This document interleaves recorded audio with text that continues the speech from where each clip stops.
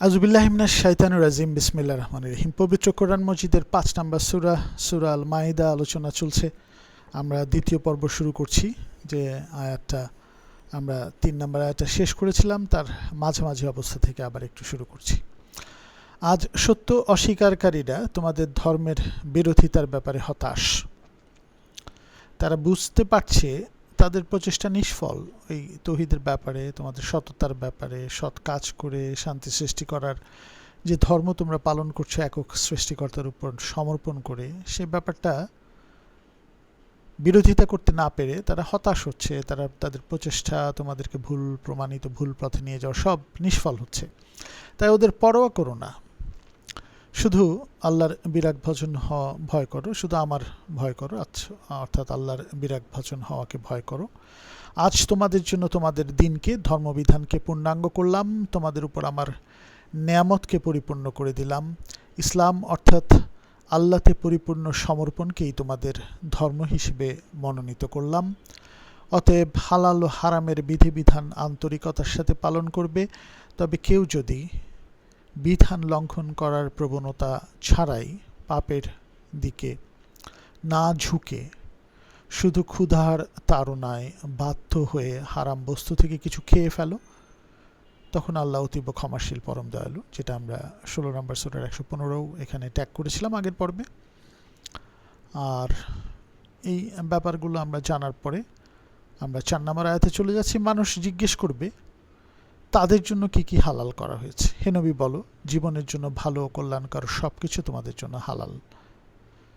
এই যে হালাল ব্যাপারটা, ভালো এবং কল্যাণকর, আল্লাহর দেয়া জ্ঞানের ভিত্তিতে তোমাদের দ্বারা প্রশিক্ষণ প্রাপ্ত শিকারী পশু যা কিছু ধরে আনো তাও হালাল।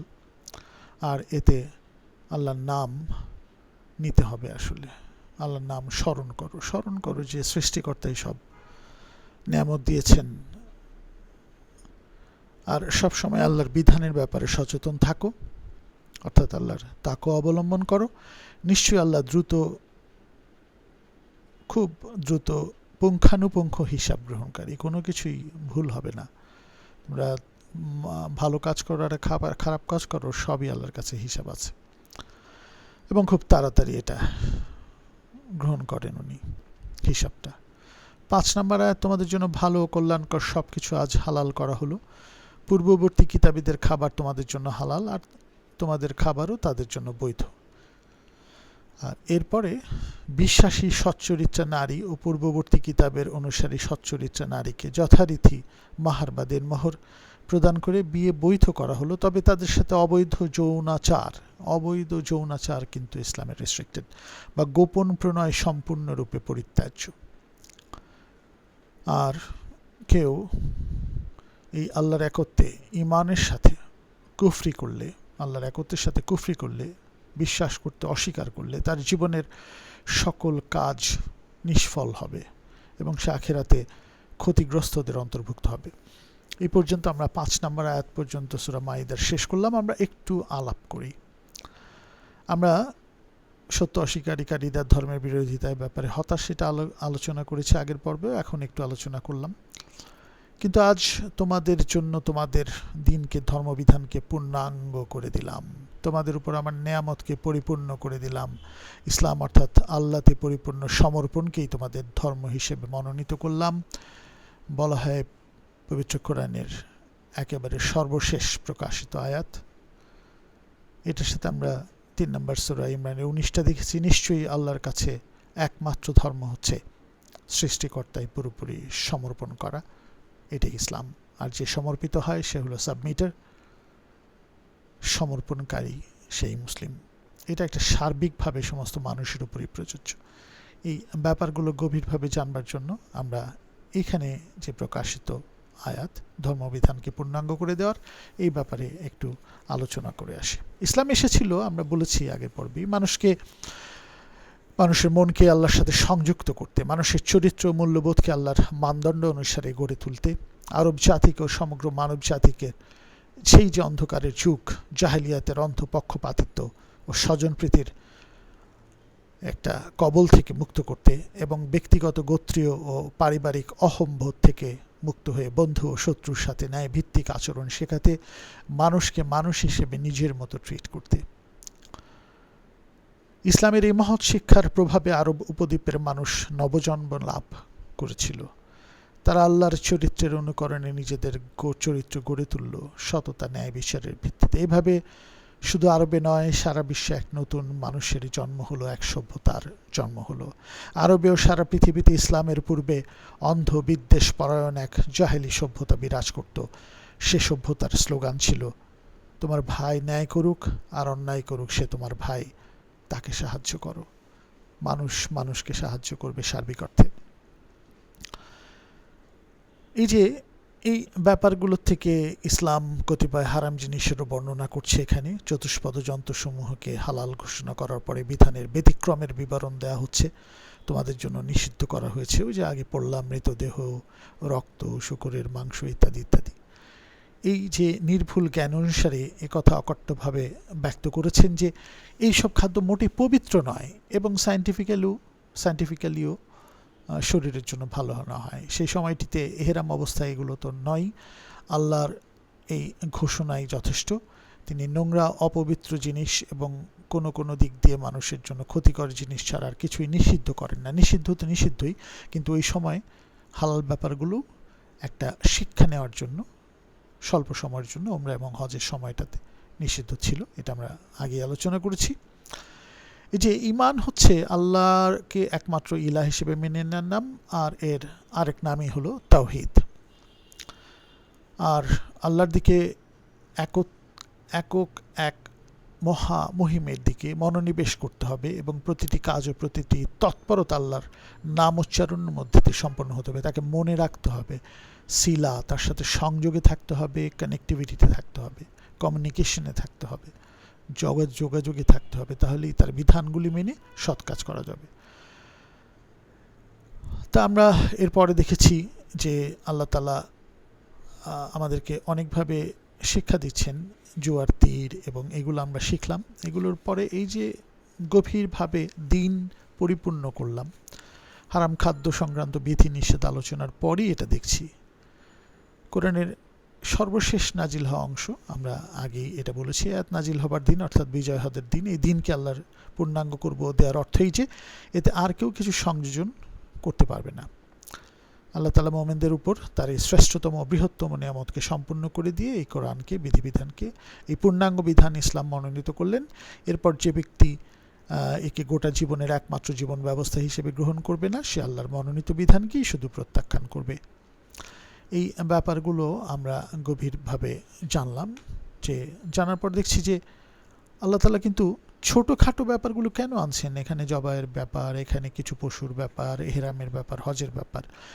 এই যে জবাই করার জন্তুকে হালাল ও কতিপয় জন্তুকে হারাম ঘোষণা সম্বলিত আয়াতের মাঝখানে এই গুরুত্বপূর্ণ কথা কয়টি বলা হয়েছে, তোমাদের দিনকে পরিপূর্ণ করলাম, এই আয়াতটা কেন বলা হলো? ইতিপূর্বে এই সূরার উদ্দেশ্য কি কি তা আমরা দেখেছি, তারই প্রেক্ষাপটে এই কথাগুলি বলা হয়েছে। কিন্তু এর তাৎপর্য কি হতে পারে? এর একটি তাৎপর্য এই যে আল্লাহর যে বিধান একটি অবিভাজ্য, একক ও একটি স্বয়ং সম্পূর্ণ বিধান সমস্ত মানুষের জন্য।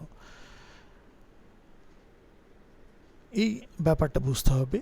এতে আকিদা, বিশ্বাস, মতাদর্শ, আনুষ্ঠানিক ইবাদত সংক্রান্ত যা কিছু আছে, হালাল ও হারাম সংক্রান্ত যা কিছু বিধিনির্দেশ রয়েছে এবং সামাজিক রাষ্ট্রীয় প্রতিষ্ঠানসমূহ সম্পর্কে যেসব বিধি ব্যবস্থা রয়েছে, তার সব কিছুর সমন্বয়ে এই দিন বা জীবন ব্যবস্থা গঠিত। একেবারে সর্বোচ্চ স্তর, সার্বিকভাবে সমস্ত মানুষের জন্য।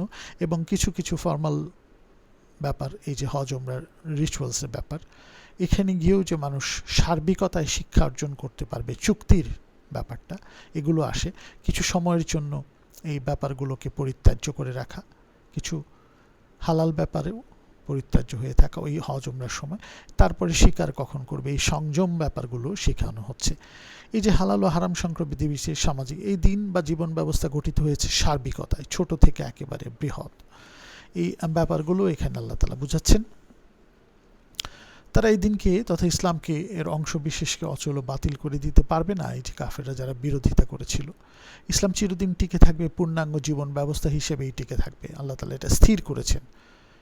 ইসলামের শত্রুরা কখনো কখনো কোথাও কোথাও মুসলমানদেরকে পরাজিত করতে পেরেছে বটে এবং পারবে, তবে এই যে নীতিটাকে, তৌহিদ ভিত্তিক প্রিন্সিপালটাকে, ইসলামকে সার্বিক অর্থে পরাজিত বা তার ক্ষতি করতে পারেনি, পারবেও না। এটা সর্বমানুষের জন্য। এই কারণটা গভীরভাবে বুঝলে এই নীতিবোধগুলো বের হয়ে আসে। তাই তাদেরকে ভয় করতে মানা করছেন যে কখনো ইসলামের ক্ষতি তারা করতে পারবে না। যদি করে, মুসলমানরা স্বয়ং তা থেকে বিচ্যুত হতে পারে। এই ব্যাপারটা নিজেরা বিচ্যুত হতে পারে, যে আমরা এখনও দেখছি তারা কোরআনের আসল নীতিটাকে মেনে নিতে পারছে না, বুঝতে পারছে না। মেনে নিতে চায় কিন্তু বুঝতে পারছে না। অন্যান্য কিছু তাদেরকে এখান থেকে সরিয়ে দিচ্ছে এই নীতিবোধ জানবার ক্ষেত্র থেকে। এটা শুধু রিসাইট করা হচ্ছে, উচ্চারণ করা হচ্ছে আরবিতে, বুঝবার কোনো চেষ্টা মানুষের মাঝখানে নাই।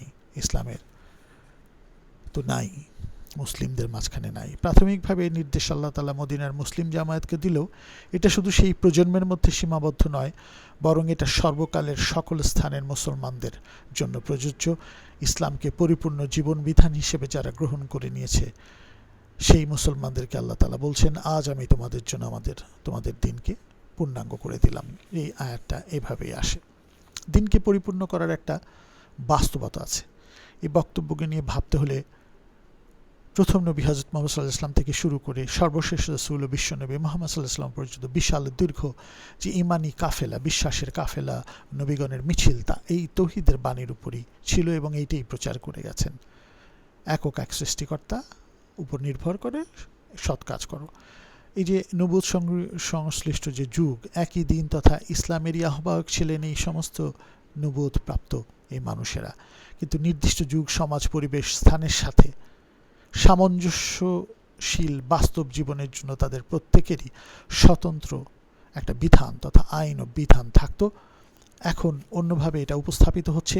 এই কালেও কোরআন ভিত্তিক, আমাদেরকে বুঝে এইভাবেই চলতে হবে। এই বিধান যে আছে, এটা কোনো সীমিত বিশেষ স্থান, কাল, পরিস্থিতি বা জাতির জন্য নয়, বরং সমগ্র মানব জাতির জন্য পাঠিয়েছেন আল্লাহ। তখন তিনি অনাগত কালের সমগ্র মানব জাতির কাছে তার শেষ নবীকে পাঠালেন। অনাগত কালের কোথায় দেখেছি? সূরা জুমা ৬২ নম্বর সূরার যে ৩-৪ নম্বর আয়াতে অনাগত প্রজন্মের জন্য তিনি এসেছেন, রেখে যাচ্ছেন কোরআন, যেটার ভিত্তিতে তোমরা চলবে। এটাতেই ভাববে তার উপস্থিতি, ওই শিক্ষক এটা তোমাদেরকে দিয়ে গেছেন মহা এক সৃষ্টিকর্তার কাছ থেকে, মহামহিমের কাছ থেকে নিয়ে এসে। তিনি মানুষের স্বভাব প্রকৃতিকে সম্বন্ধ করলেন, যা অপরিবর্তনীয়। এই যে ফিতরাতের ব্যাপারটা আমরা বুঝবো এখানে, যে আমরা যে স্বভাব এবং সৎ প্রকৃতির উপর জন্মগ্রহণ করেছি, সেটাকে ধরে থাকতে হবে এই বিধানের মাধ্যমে। আল্লাহর স্বভাবের উপরই তিনি মানুষকে সৃষ্টি করেছেন, এই ফিতরাতের উপর, যার কোনো পরিবর্তন নেই, চিরস্থায়ী অটুট বিধান, এটার উপরে আমরা নির্ভর করব। মনুষ্যত্বকে পূর্ণতা দিতে চাইলেন নবীজি রাসূলুল্লাহ সাল্লাল্লাহু আলাইহি ওয়াসাল্লাম এই কোরআনটাকে উপস্থাপন করে। মানুষ ইন্দ্রিয় গ্রাহ্য ও ইন্দ্রিয়াতীত উভয় জিনিসকেই উপলব্ধি করে, যে দৃশ্য জগৎ অদৃশ্য জগৎ উভয়কেই চিন্তা করে, জড় জগৎ আধ্যাত্মিক জগৎ উভয়কেই জানে, জাহির বাতেন জানে, এবং নিজেকে নিছক পশুসুলভ সীমিত সংকীর্ণ অনুভূতি থেকে মুক্ত করতে সক্ষম হয় এই নীতিবোধের উপর। জ্ঞান অর্জন করো চিন্তা শক্তির মাধ্যমে, নিজের যত চিন্তা শক্তি আছে সব খরচ করে আমার এই বিধানকে, এই প্রকৃতিকে, এই সৃষ্টিকে জানার চেষ্টা করো। আমরা সূরা বাকারার ১৬৪, সূরা ইমরানের ১৯১ সহ বিভিন্ন আয়াতে এগুলো আলোচনা করেছি।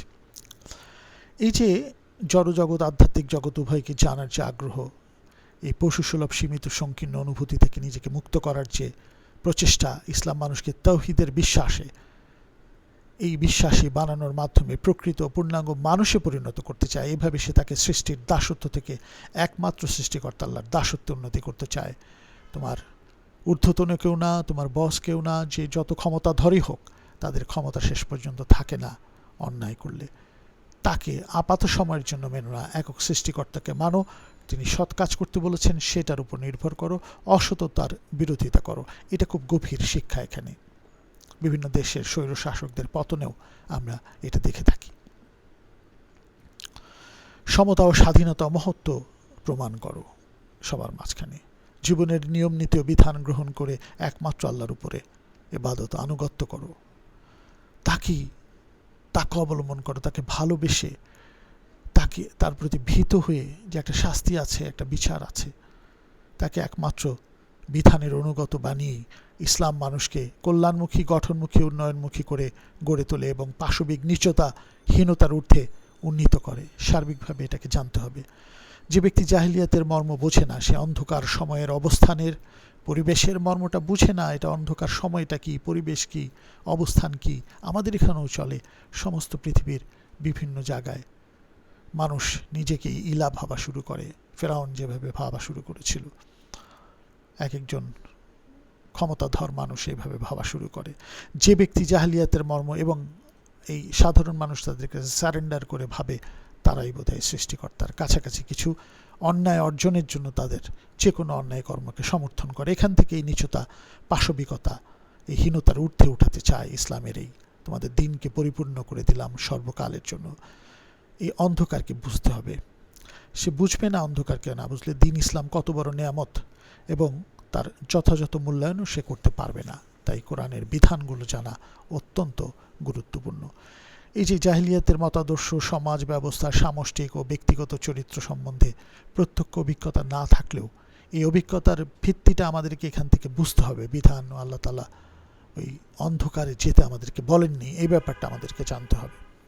তখনকার ওই সময় মূর্তি পূজা, ফেরেশতা পূজা, জিন পরি ও ভূত প্রেতের পূজা, নক্ষত্র পূজা ও পূর্বপুরুষদের পূজার ন্যায় বহু কুসংস্কার ও বিকৃত আকিদা বিশ্বাস থেকে উদ্ধার করেছিল ইসলাম।